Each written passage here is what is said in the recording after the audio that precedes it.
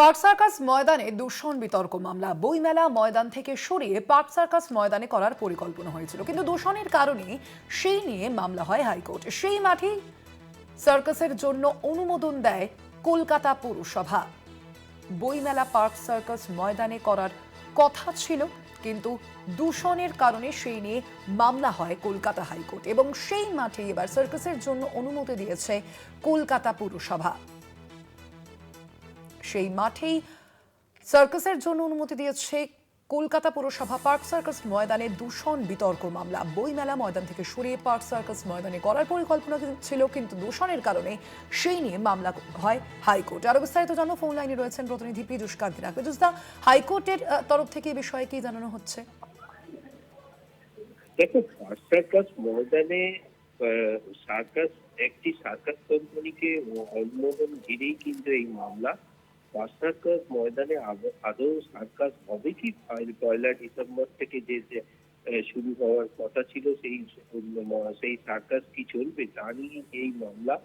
আবার দূষণ নিয়ন্ত্রণ, দূষণ বিতর্ক নিয়ে এই পার্ক সার্কাস ময়দান। এর আগে কলকাতা বইমেলা ময়দান থেকে দূষণের কারণে সরিয়ে নিয়ে যাওয়া হয়েছিল, পার্ক সার্কাস ময়দানে করার পরিকল্পনা হয়, কিন্তু সেখানেও দূষণের যুক্তিতে মামলা হয় কলকাতা হাইকোর্টে।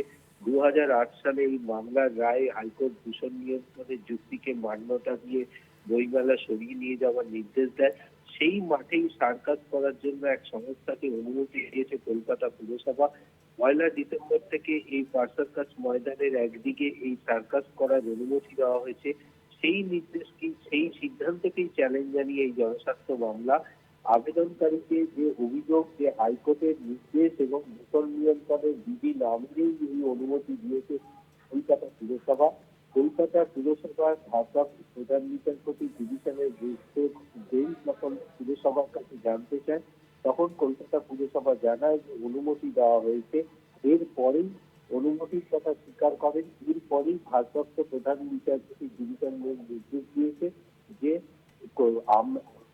মামলাকারীকে হলফনামা দিয়ে জানাতে হবে যে তারা আদালতের কাছ থেকে কি কি আবেদন করছেন এবং কি আশা করছেন।